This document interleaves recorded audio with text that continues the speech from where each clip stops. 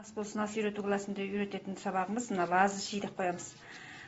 Бұл енді ерекше дәмді жақсы болады, ашты.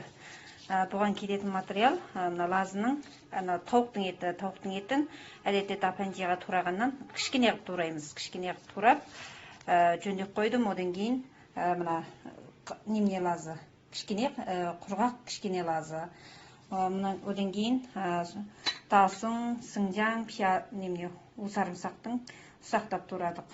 Көк лазы, бір қалақтай шекер, бір қалақтай вейжин, шыңчу, цыма, одан хуажаую, тұз кететін материал осы.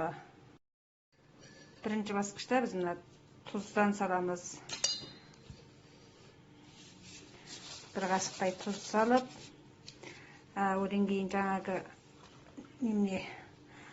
усарымсақ, соң пияз, сыңжаң қойған, содан салып, хуажауюдан қойып, бір қалақтай,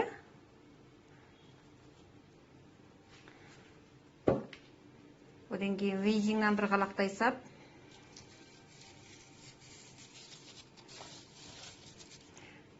содан остарды салып, оны дәмін сіңіріп, одан кейін шыңшудан біраз қоямыз. Шыңшудан 2 қалақтай қоямыз. Құйып, енді осының дәмін сіңіріп, 2 сағаттай қоя тұрамыз.